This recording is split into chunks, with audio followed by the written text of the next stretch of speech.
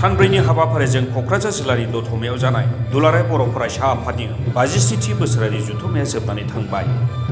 दिनैनि जोबथा हाबाफारिया नुजाथिदोंमोन मिरु नखर मन्थ्रि अमित शाह बिथाङा। अब आपकी भाषा,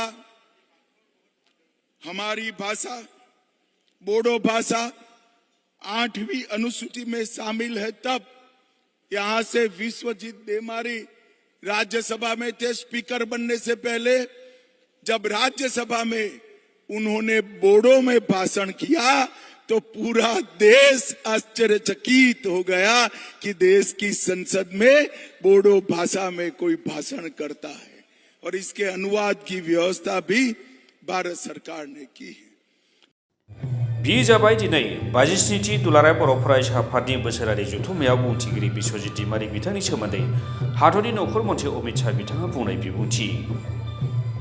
आथिखालनि आसाम आयेन आफादनि बुंथिगिरि बिश्वजित दैमारी बिथाङा मोनसे समाव आलादा रायजोनि सोमावसारनायाव गोख्रोङै बिफाव लाबोदोंमोन आरो बेबायदिनो हारिनि सान्थौ आरो सानस्रि लानानै बर'नि राव, हारिमु, धोरोम बायदि बिथिङाव जौगाखां होनायनि थाखाय बिथाङा उनफिननानै थायाखै। बिश्वजित दैमारी बिथाङा आयेन आफादनि बुंथिगिरि जानायनि उनाव आसाम आयेन आफादाव बर' रावखौ बाहायनायावबो गोख्रों बिफाव लानायखौ नुनो मोन्दों, जायखौ जों गोबां बोसोर सोमावसारनायनि उनाव मोननाय बिटिसि सेक्रेटारियेटआव दासिम आबुं बाहायनायखौ नुनो मोनाखै। बेयो थारैनो साननो गोनां बाथ्रा।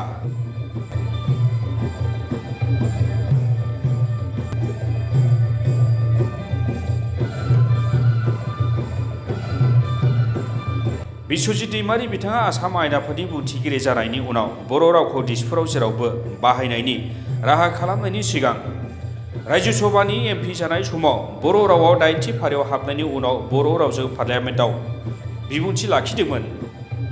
डिपुटि चेयारमेन,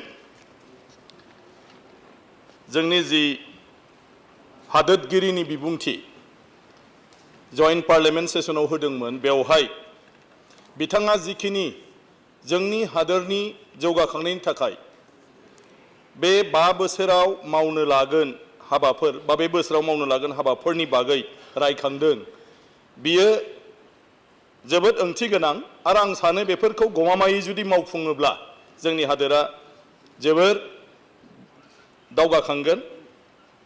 आरो मानगोनां सार, बिथाङा बिथांनि जिथु बिबुंथि, बे बिबुंथियाव जोंनि भारतनि जायखौ सा सानजा ओनसोल बा सा सानजा भारत होननानै बुङो, बे ओनसोला दिनै गोबां बोसोर जौगाखांनायनि बिथिङाव उन जानानै दङ आरो बेखौ जौगाखांहोनायनि थाखाय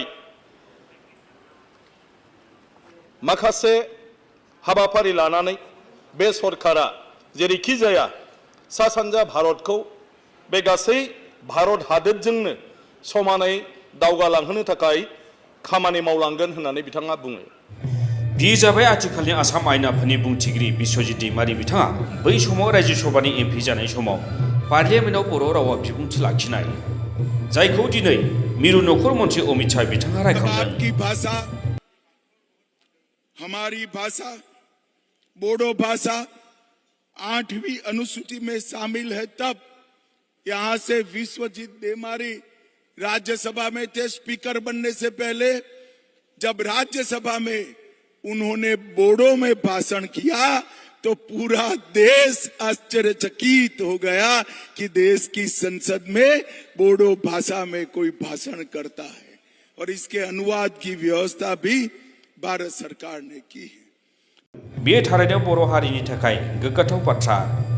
दिनै क'क्राझार जिल्लानि दतमायाव जानाय दुलाराय बर' फरायसा आफादनि 52थि बोसोरारि जथुम्मायाव बिश्वजित दैमारी बिथांनि रायजोसभायाव बर' रावाव बिबुंथि होनायखौ हादरनि नखर मन्थ्रि अमित शाह बिथाङा रायखांनाय एबा बाख्नायनाय बाथ्राया थारैनो बर'फोरनि थाखाय गोजोनथाव बाथ्रा।